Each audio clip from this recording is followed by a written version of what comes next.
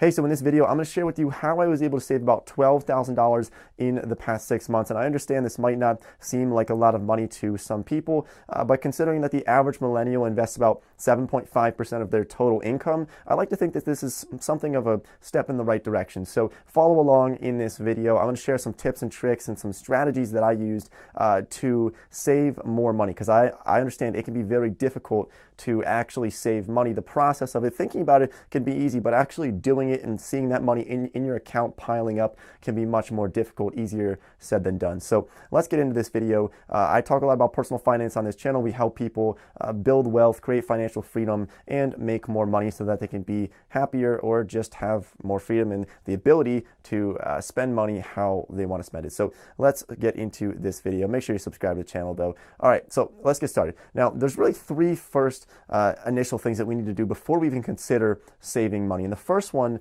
is we need to set these overall kind of broad goals to understand where we want to be 12 months from now, 5 years from now, and 20 years from now. Just general ideas of do you want to be a multimillionaire, or maybe you just want to have enough money to pay for family vacations. You just want to have a nice cushion of cash or investments saved up so that you're not struggling to pay your bills. So decide where you want to stand there. Do you want to be a billionaire? Do you want to be Warren Buffett? Or do you want to not set goals as high? Because it's important to know that so that you can kind of plan for the future and know how serious you have to be about saving money in order to reach those goals. Now, the second step is really, really crucial to actually achieving financial success and being able to save money effectively, and that is by creating a very simple personal budget, a monthly budget. I have a free budget template down in the description if you're interested in using it. It's on Google Drive, or you could just create your own on something like Microsoft Excel. Or you could go old school, get out a pen and a paper and just start creating a budget. Write down all of your monthly expenses and your total income on a monthly basis. And that way you can see where the money's coming in and where it's going out. If you're not measuring and calculating your cash inflows and outflows, you're going to have a lot of issues actually trying to save money if you don't know what's going on and you don't know where that money's going. You don't know how much money you're spending on food and how much you're spending on all these other various expenses in our life. It can really pile up and really get ahead of you. So you want to get ahead of this and create a budget. And it's a pretty simple step, but it's something that so many people just neglect and they don't do because they just are kind of lazy or they just don't feel like they need to do it. But I'm telling you, if you're trying to save the most amount of money, this is how I went from saving almost nothing to being able to save a lot more money, was by using a budget. Now, the third step along here is to create more specific goals. So you had those initial goals of where you want to stand financially from years from now, but then you want to set these secondary goals, the ones that are more short term, where you can say, you know what, looking at my budget that I just calculated right here, I want to be able to take this and be able to save $500 a month, or maybe $100 a month, whatever you can afford, maybe $1,000 a month, and maybe $10,000 a month. It depends on your income, and that's totally understandable. So be realistic with yourself. Maybe start with small amounts, and then maybe expand that as you go on, as you get more experienced with budgeting and making smarter financial decisions. But find out where you can be for that budget, for setting those monthly savings goals and those yearly savings goals. Now, there's really 5 different, what I would say, essential needs of people that are very important to address. And we're going to dig into each one of those 5. And the first one is food, and then we have shelter, then we have transportation, clothing, and health. Those are really the 5, and we're going to dig into all 5 of those in just a minute here. But really one of the biggest keys to actually saving money for myself, regardless of anything else, any other ideas that people might have mentioned in the past, the one that was the most effective for me was by really implementing this super simple but so effective strategy, and it was by setting up automatic withdrawals with my bank. So look, what I have set up now is I have money flowing into one primary account, but I don't really use this account too much. It's sort of like a shell account, because after this money comes in, my income comes into this one account, and then it gets distributed through automatic withdrawals to various various other accounts. So automatically 30% of my income goes directly into investments and savings accounts. So 30% gets thrown into there. Now I'm left with 70% to then use for the cost of living, to pay for my rent, to pay for my food, to pay for health expenses, to pay for any other expenses you might have.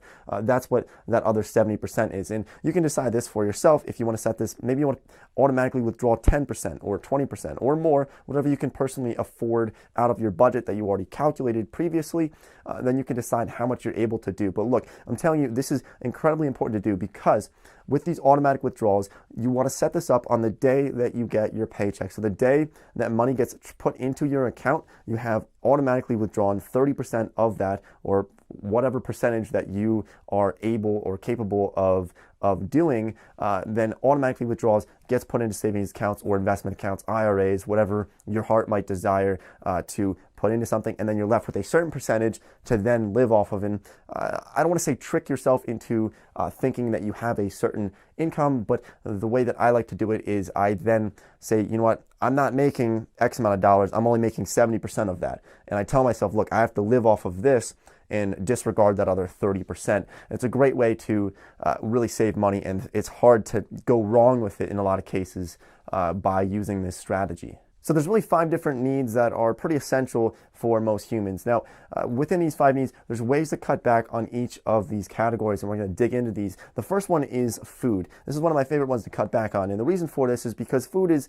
one of the most depreciating assets you could ever imagine. I mean, if you spend $20 on a meal, you eat the meal, now there's nothing on your plate and there's no value left over. You basically could have just eaten that $20 bill, because that's the effect that it has on your wallet. So cutting back on food costs can be really effective. There's various ways to do this. Stop eating out as much, make your own food, and also consider buying products that are not branded but more so store brand. Products can save you $50 a month, $100 a month, or more, depending on how much you're spending at the moment on food. But I love cutting back on food without depriving yourself of nutrients. Make sure you're getting good food in your body, and that is very important. Now, the next one is with shelter. The cost of shelter is difficult to avoid that one.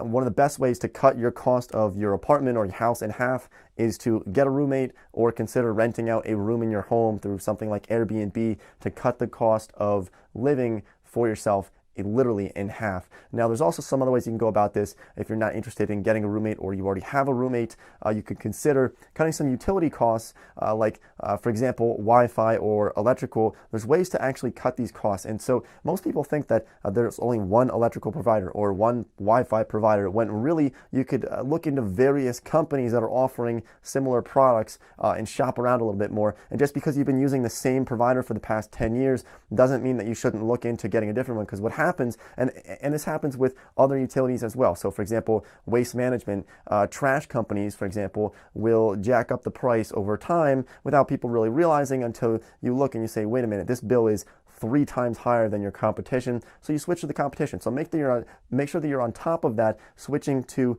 various different providers for various utilities to get the most effective use of your money. Number 3 is transportation. Now, this is one that is very difficult to avoid as well, but the Bureau of Labor Statistics estimates that the average cost of operating and owning a vehicle is close to about $9,000 per year. I'll leave a link to that down below, because I was kind of taken aback when I read that at first. But the cost of owning and operating a vehicle is very expensive, especially if you're racking up a lot of miles on it. People don't always consider this. Look, you're paying for auto insurance, you're paying for the vehicle expenses, you're paying for gas, you're paying for all these different issues that might pop up with the vehicle. You need new tires, you need to get it inspected, you need to get a new alternator, and it runs up a lot of money. So look, if you live in an urban or even a suburban area where there's some type of public transportation, or even Uber sometimes, you might want to consider thinking whether or not it's actually worth it for you to own a vehicle and how much you're using that vehicle versus something like public transportation. Run those numbers. I highly suggest that, because cars are a money pit. They're difficult to avoid, especially if you're in rural areas like myself. It's difficult to not have a vehicle. I did it for a while, but eventually I had to end up getting a vehicle. But look, if you can cut back those, it's going to help you so much. Now, there's 2 more here that are very essential. Clothing. This is one that's very easy to cut back on. The best way to cut back on the cost of clothing, what I found, is to unsubscribe from all these different emails from clothing providers that are giving you sales and discounts. And it's look, email marketers are paid to do something that they're very good at, and they're very effective at it. That's why they're still making money and they're still sending these emails, because they're effective. Look, when you're getting those emails where it says 40% off sale of this clothing store, people end up buying clothes. So what I do, I unsubscribed from all of those different email providers and emails that I was getting, and that way I wasn't tempted to go out and buy something because I got an email about a special sale on something that I didn't really need or want, but ended up buying. So unsubscribe from those emails. And if you're really pinching pennies, if you're really in kind of an area where you need to start saving more money, you're on a tight budget, I would consider going to something like a thrift store or Goodwill or Salvation Army if you need to go to that. There's no shame in that. Look, I've done it in the past, and I think it's actually really effective and helpful to society, because I feel as though people are very wasteful. They buy things and they just throw them in the trash and they end up in the landfill. But with something like thrift stores, you're able to recycle clothing and it's much less expensive as well. So consider that as well if you're in a tight budget. If not, then maybe you don't have to worry about that. But the one other on this list is health, and health is incredibly important. The best way to cut back on this is to make sure you're treating your body correctly. Health is one of the most important things in our life, but people pay a lot of medical bills because they have medical problems because they're not eating healthy, and they're putting terrible foods, toxins into their body, and they're not working out, they're not exercising, and it's costing them a lot of money. Maybe not now, but trust me, 20 years from now, if you're treating your body like crap right now, 20 years from now, you're going to have plenty of medical problems. So make sure you address that and think about that for the future. Just be good to your body. Be nice to your body, because without your body, you probably wouldn't be alive. No, you definitely wouldn't be alive. All right, so that is this video. Thanks for watching. Hopefully I was able to give you some different ideas for saving some money. This is what I personally did. I know some people are going to disagree with this, but this is just what I did. I'm just sharing it with everybody here. So thanks for watching. Make sure you're subscribed, and I will see you next time.